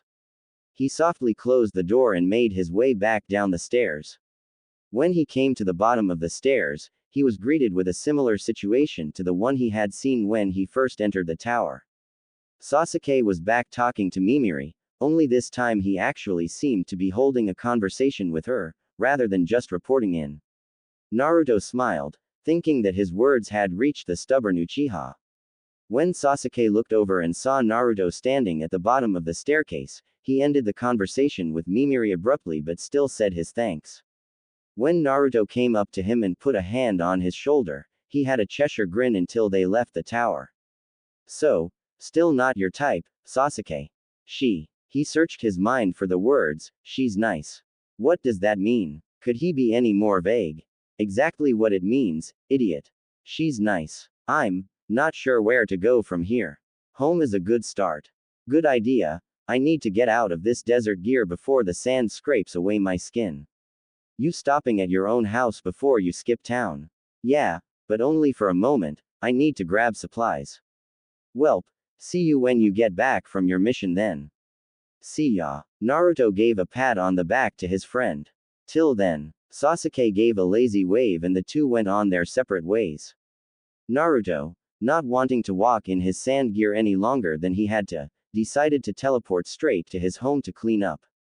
He stepped into the bathroom and began unwrapping the cloth that sealed his clothing tight.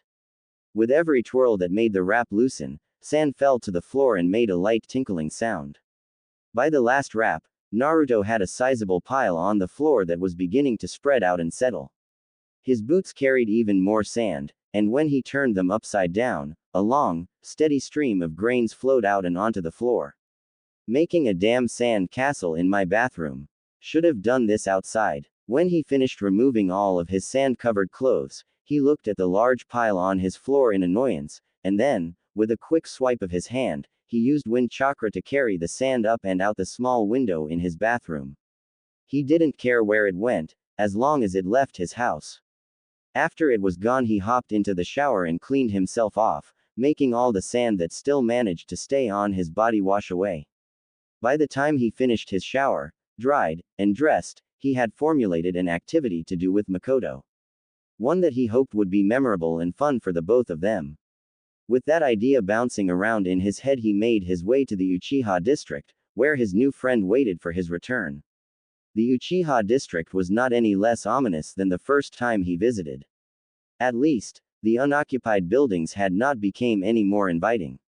The house that sheltered the last remaining Uchihas, on the other hand, was a well-kept beacon of light in the otherwise gloomy neighborhood. Naruto could practically feel the warmth of the house when his fist hit the front door. A short moment after, the door opened and a smiling woman stood at the threshold. Hey Mikoto, is Sasuke here?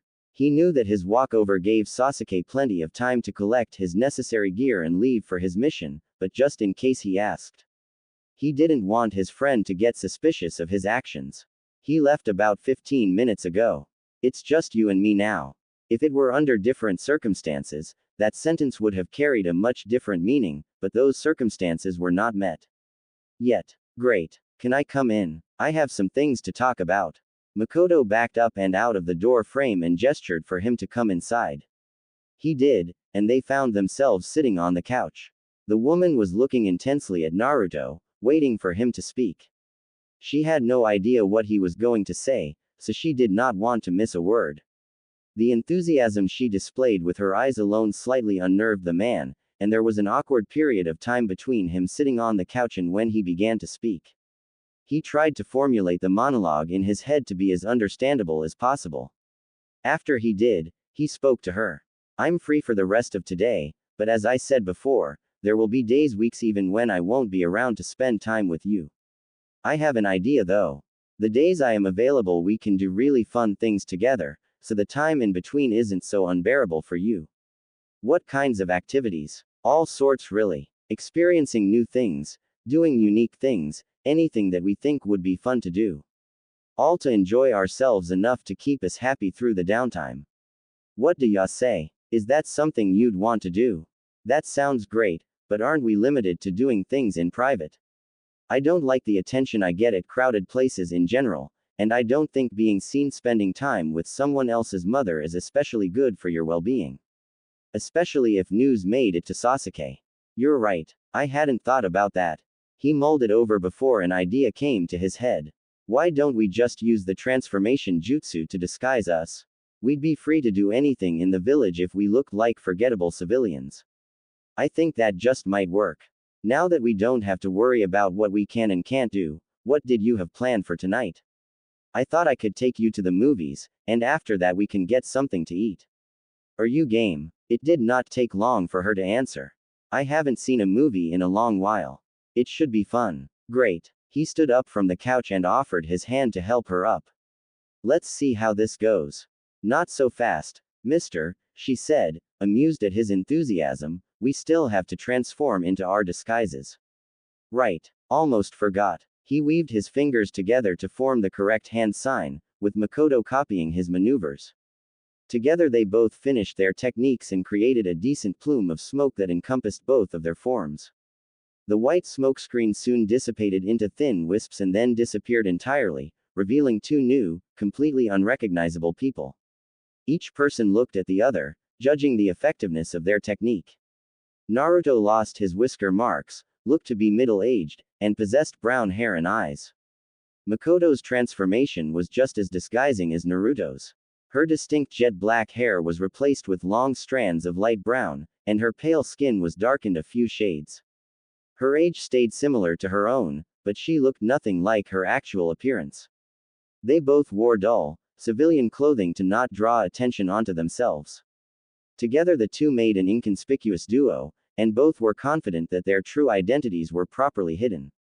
Looking good, Naruto joked. You two, are we ready? I am if you are, he said and offered the woman his arm. She snaked her own arm around his and the two exited the house and began their night on the town. Their first of many, as it would come to be. Their excursion to the movie theater was one that went as smooth as it possibly could. The disguises worked flawlessly, with no one at the theater paying any attention to the couple. It also helped that they bought tickets to a screening of an older movie. It was a blockbuster when it first was released, but it had ample time to stagnate, and it was no longer drawing in crowds of viewers. They did not choose to see it because of this reason, but because Mikoto and Naruto had never seen it before. They were surprised and inwardly relieved when they saw how little an amount of viewers were actually going to be watching the movie with them. Even though Mikoto was confident they would not be bothered by people, no matter how many, she still felt more comfortable with fewer people. They sat near the back of the room, where the density of people was at its lowest. Both were glad that they had the opportunity to sit practically wherever they wanted. Mikoto because she liked her privacy, and Naruto because he liked sitting in an actual theater seat. Most times when he had gone to movies, the place was so packed he had to watch the movie upside down, hanging from the ceiling. The two liked the movie enough to stay through its entirety, but Naruto's comedic sideline commentary made it even more enjoyable. He would sneak in jokes about the movie whenever he could, and when it was timed well, he had Mikoto in stitches. After they left the theater, the two headed to Naruto's go-to ramen spot. The ramen lover couldn't be too enthusiastic though, as he was sure to get recognized there just by his demeanor. He doubted that it would matter if they found out, but loose lips sink ships, and Ayame was a gossip dispensary. They ate quietly there, only talking amongst themselves, until they offered their thanks and left for Mikoto's house. Their walk back was an enjoyable one. The moon and periodic streetlight illuminated their path, and passerbys must have contracted their good mood as everyone on a late-night stroll greeted them kindly. The occasional streetlights soon became non-existent when they approached the Uchiha grounds, and now the only thing giving them light was that big rock in the sky. Naruto was nervous walking through the Uchiha compound alone in the daytime, and he was sure that if he was alone right now, he would be shaking in his boots. Having Mikoto accompany him through the deserted compound made him feel at ease. To him it seemed that a ghost town was scarier than actual ghosts. Their night together had to end, as all nights do, and Naruto was once again standing outside of Mikoto's house, with that same person standing at the threshold. He had his arm leaning on the side of the door nearest the bug-swarmed porch light, saying his goodbyes to the woman. So, how do you think tonight went? He asked. I had a great time. It was nice to finally go out to some place other than a bar. I'm glad. It was fun for me, too. Was it good enough to do something like this next time? I'd love to. Fantastic. Thanks for letting me do this with you, Mikoto. I should be the one thanking you. Without your help, I would be sitting in my house alone. Well, I'd do anything to help a friend out. Mikoto smiled brightly and leaned in closer to Naruto. She raised her hand and curled her pointer finger 3 times in quick succession. Naruto, seeing this, leaned in also. She gave him a quick peck on the cheek, one that the blonde wasn't expecting. He jolted a little, and a hand came up to feel his cheek. I hope the next time will be even better. Good night, Naruto, she said with a giggle. Gee, good night, Mikoto, Naruto said, flustered. The door slowly closed, and Naruto stared at the door with his hand still feeling his cheek. Till next time, he said jovially. He spun 180 degrees on one foot and was about to begin his walk back, but after seeing the ominous darkness that awaited him, he decided to use teleportation instead. He didn't feel like fighting ghosts today. A date with destiny. I don't own Naruto. Also, this chapter contains mature material. Wink wink. Mikoto and Naruto's first excursion was such a smashing success that the two soon went on their second, and then third. The weeks rolled by and the two spent time with one another at least once a week. They had kept going out into the village, experiencing life and making memories that both would look back fondly upon. They would meet together whenever Sasuke was out of the village and Naruto was not on a mission. They had it down to a science, often meeting each other already in their disguises that had become as familiar as their actual appearance over the months. They had become comfortable in their fake personas, and played the parts of a loving couple as good as the highest paid actors. Neither knew it, or would admit it, but they weren't exactly acting.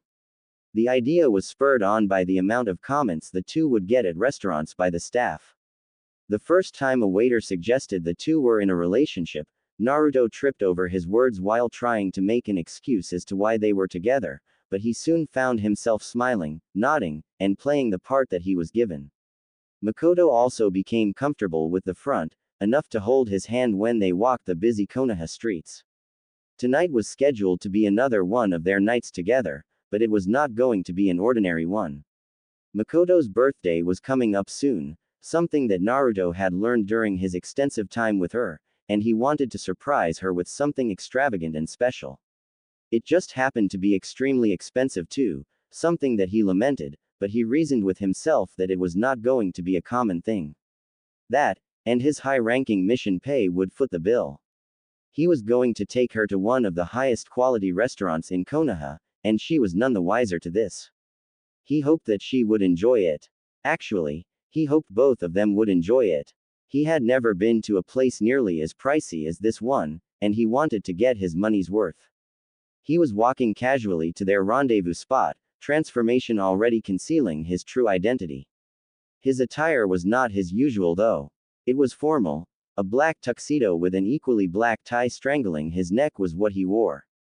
He wasn't technically wearing it, given that it was part of the transformation, but he still hated the concept of wearing something so restraining.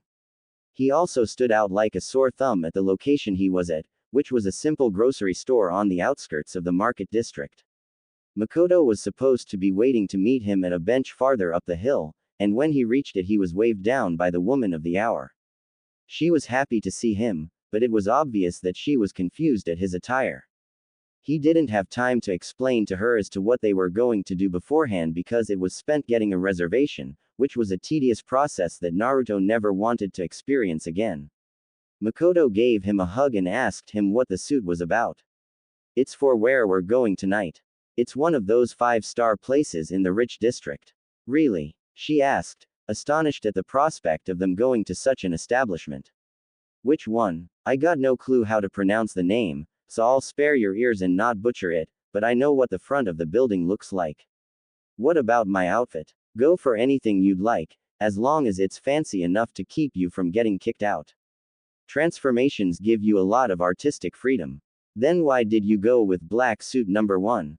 She joked about his generic yet respectable clothing. Would you rather it be a bright orange? 'Cause I can do that for you. He leaned against her. No thanks. Is it clear? Naruto closed his eyes and focused in on the nature energy around him. No spying eyes here besides mine. Go ahead and show me what you have in mind.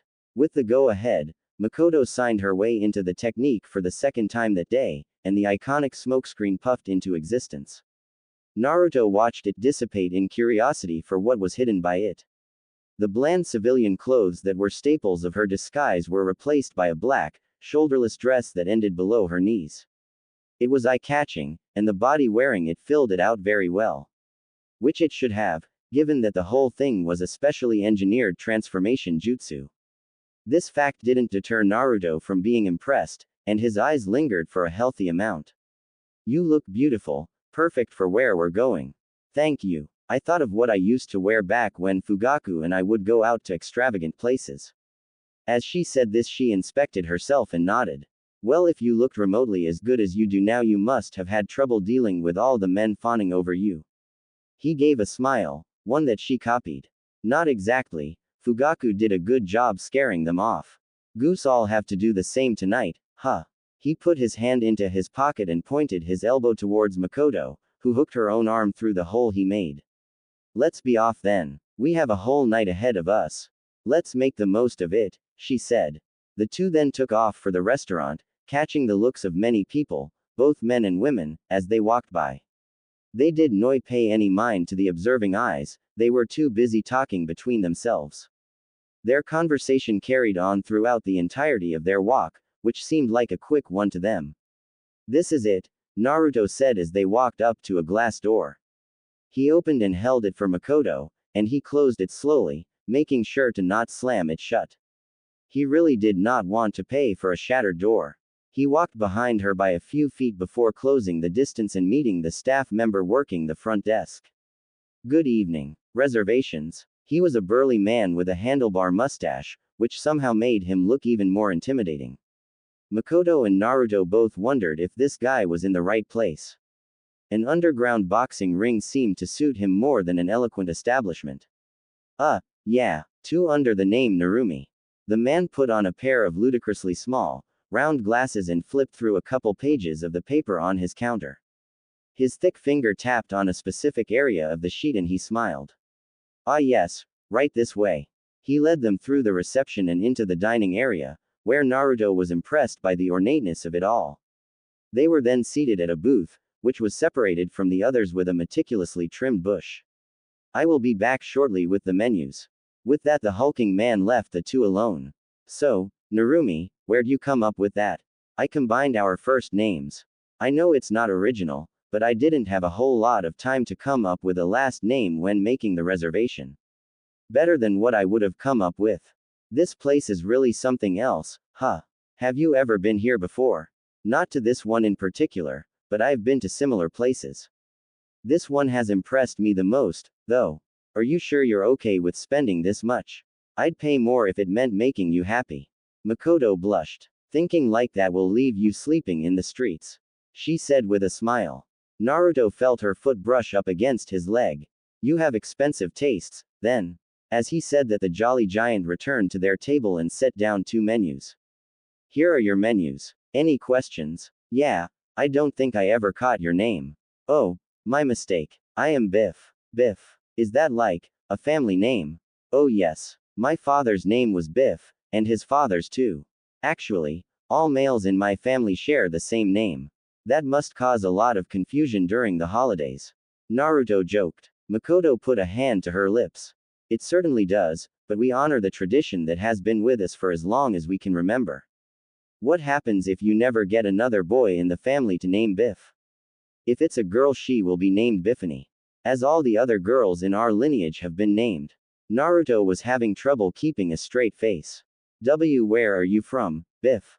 Biffuania. No, I'm from Kusa. It was a standard answer, but it was so far off from what Naruto expected that he could not keep his laughs in any longer. Mikoto also giggled, encouraged by Naruto. It was just a few chuckles, but Biff looked at the two without any humor. His head dropped and faced the floor, and Naruto got a little worried. Biff? He asked, concerned. Biff's head quickly shot up and his face had noticeably changed. His soft eyes became harsh, and they seemed to glow with energy. His handlebar mustache also had grown, making the two curls reach all the way up to his eyebrows. Is it something we said? Biff's hairy arm shot out in a direction. Go, he said, and the two felt inclined to do so. They made their way back to where they entered from, and as they made their way to the door, an older lady, hunched over from her years of living, spoke to the two with an understanding tone. Biff gets awfully protective of his family's tradition, but that's why he works here. Naruto was able to see her name tag, which said her name was Biffany. Family owned, yeah, a nod was all he got and needed. He really needed to get away. His sanity was slipping. Have a good night. He exited the restaurant with Mikoto right behind him. He took a look at Mikoto, who looked more confused than a crayon-eating toddler on his sixth pack. What just happened? I'm not quite sure myself. I think we got kicked out, but I do know one thing. We still need to get something to eat, and I know exactly where to go. That's two things, but I'm with you. To ramen. Naruto yelled like a crusader charging into battle. This night just keeps getting weirder. She was being pulled along by Naruto like how a large dog pulls against its leash. Naruto's eagerness to reach his favorite meal led them to arrive at Ichiraku's quickly, but his enthusiasm instantly dissipated when he saw the stand shut down for the night. He grabbed both sides of his face in horror. That's right. The old man said he would be closing early today. How could I forget? He sank to the ground in despair. Well, what are we going to do now? Mikoto asked, and Naruto got back onto his feet with a jump. I was planning on eating here then showing you a pretty good view, but now I think we can do the old-fashioned thing and have a picnic. Pick up some things on our way there. What do you think? Fine with me. Where are we going? Oh, you're gonna love it when you see it. The view's great, Naruto said as they started walking. He continued his conversation with Mikoto throughout their walk, but kept himself from directly saying where they were going. He just gave her enticing details that provoked anticipation in the Uchiha. When they entered the same small grocery store that was near their rendezvous zone, their conversation had already drifted into a new subject entirely. They stood side by side as they glanced through the wall of wine in the store. Naruto had no clue what he was looking for because he was never one for wine, and he hoped that Mikoto could bail him out. She did, and she pulled out a dark bottle with a gold label and matching cork. She presented her choice to her companion, who dumbly nodded. An extravagant night tonight, you too? The clerk asked, commenting on their appearances. They both smiled. It hasn't gone exactly as planned, but we're working with what we got. Naruto said with a hand behind his head. I've enjoyed my time so far. It can only get better from here, Mikoto answered as the cashier placed the wine bottle into a plastic bag along with a stack of red plastic cups. Well, have a good one you too, he nodded with a smile while extending the bag towards Naruto's hands. Thank you. Good night, they both said as Naruto opened the door. The moon was fully shining as they made their way to Naruto's spot. Their path was flanked on either side by dense forest, and the creatures of the night sang through the branches. The path then cleared up into a wide open field, with a sudden drop at the other end. They walked to edge of the cliff and Mikoto realized they were above the Hokage monument. She could see every light from the village sparkle like grounded stars. It really is beautiful, she commented while her head panned across the village below. She found the Uchiha district easily, but that was because it had no light pollution. Seeing its darkness gave her a bittersweet smile. I knew you'd like it. Why don't you take a seat? Naruto said as he sat down and threw his legs over the side of the cliff. He patted the ground to his right and began digging through the contents of his plastic bag. Mikoto joined him down on the stone and was given a cup of alcohol. The both gave a testing sip from their respective cups. Naruto's mouth puckered slightly, tasting his first sip of wine ever. Mikoto looked at him, amused at the way his face contorted into a myriad of states. After he got over the first sip, he sighed and looked into his cup. Sorry about getting us kicked out of that restaurant. Mikoto had not even thought about that. She had been preoccupied with having fun walking the streets with the blonde. Oh no, it's fine. Is it though? Your birthday is coming up soon, and I kinda ruined a potentially amazing experience. No way, she said to correct him, what we're doing right now is an experience that I would rather have. I've been to plenty of fancy places, and they're all the same. I've never done something like this, and I can say that this experience is certainly a better one than what you get from those places. Really? Yeah, this is already one of the most memorable birthday celebrations I've had. Naruto's mouth curled up into a smile, and his previously down mood did a complete 180. Well, I'm glad I could give this to you, he said and took another drink. His face twisted back into the one he made at the first drink. He did not really like the experience, but he found himself wanting to take another sip. Just to see if it would be any different. So, when's the last time you drank wine out of a solo cup? Naruto asked with his legs kicking over the ledge of a triangular stone protrusion. Mikoto sipped out of her red cup, her shoulder against his and her own legs dangling over the cliff face. She tilted her head slightly and put a finger to her chin. Naruto stared at her pondering face that was no longer disguised. Since they were at such a remote part of the village, both of them had opted to see each other's true appearances. A decision both of them were happy to have made. I don't think I ever have, she answered and looked into his eyes. Her family status kept her free from all but the proper containers of alcohol, and the bars did not give out plastic either. There's a first to everything, I guess. Naruto raised his cup. Cheers. Cheers. Mikoto clinked her cup against Naruto's. Except, it didn't make a clinking sound, more like the sound of cheap plastic flexing. They stared in each other's eyes as they drank. Black meeting blue in the soft moonlight. Naruto traced her face with his eyes and was astounded by her beauty. This was the first time he had seen her without a disguise during one of their outings, and he studied her perfect features in awe. His hand came up to brush a stray hair away from her face, and somehow he found his hand cupping her cheek. Her brow raised in surprise, and the blonde felt awkward in the silence. You are incredibly beautiful. Did you know that? Naruto instantly felt the inside of his palm warm up, and he could feel his own face blush. The alcohol was giving him a little more confidence than what he usually had. Mikoto's face pushed into his hand. You're very handsome for a boy your age, Mikoto responded. Naruto's eyes slightly squinted and he leaned an unnoticeable amount closer to her already near face. Looking at her, his mind flipped through all of the memories they had shared over the past 3 months. The two had an incredible amount of fun together, and Naruto could say for sure that he anticipated every one of their meetings with rabid excitement. Mikoto was a wonderful woman to be around, he had learned. Naruto may have started doing this for her out of empathy, but now he was doing it because he wanted to. You know, he began, causing the woman to focus, I've really enjoyed all these outings we've done together. You are such an amazing person to be around, and I can't wait for when I can get back from missions and see you again. I've had some great times with you, and I can't wait to experience some more. His hand fell from her face and down into the space below their two bodies, onto the warm hand of Mikoto. He gave it a light squeeze before the black-haired beauty motioned to come closer, with her free hand. He leaned in and gave her his undivided attention. Why wait? She asked coyly. Naruto had no time to ponder the meaning of her words before she took his mouth with her own.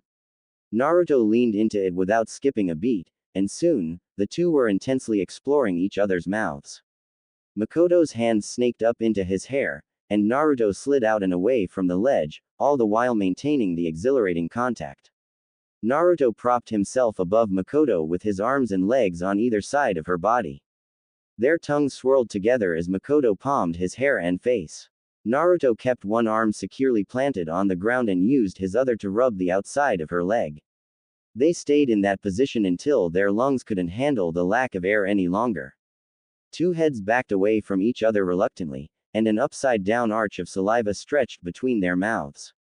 Their bodies shook like they had been shocked with each harsh intake of breath. Their chests raised and lowered like they had just finished a marathon. Their swollen lips pulsed as they held each other in an unending stare. The way Mikoto's pitch-black eyes stared back at Naruto made him want to dive right back in. He would have, but a small wind blew in between the two, and Naruto felt a chill against his chest.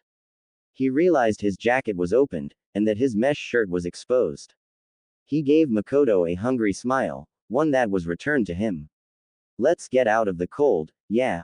His answer was Mikoto raising the top half of her body to meet him again with a searing kiss.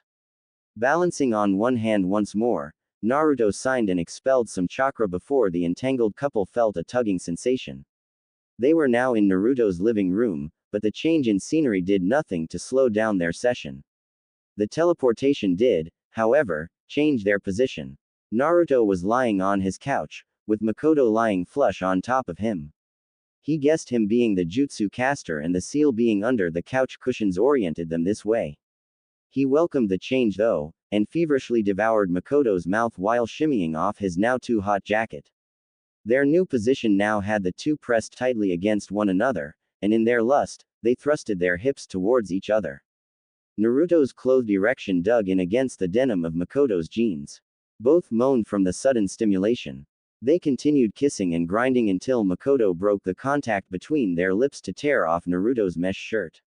She sat straight up and threw it off to the side, and before it hit the ground, Naruto was beginning to tug at the bottom button of Mikoto's blouse. He could not get it through the slit with the gyrating that Mikoto was doing over his throbbing albeit still covered unit. With annoyance, he instead grabbed one side of each with his hands and opened the shirt, causing all of the buttons to fly loose from their stitches. The opening of the blouse was kind of like how superheroes quickly change from their disguises, except instead of a Superman logo being exposed, Mikoto's large, black lace-covered briefs were. It was an unbelievably sexy look to Naruto, whose eyes were captivated by the brief's movements as his lover rubbed back and forth over the length of his member. Naruto snaked his hands up to just below her bra, and Mikoto's top half swayed like a sultry dancer.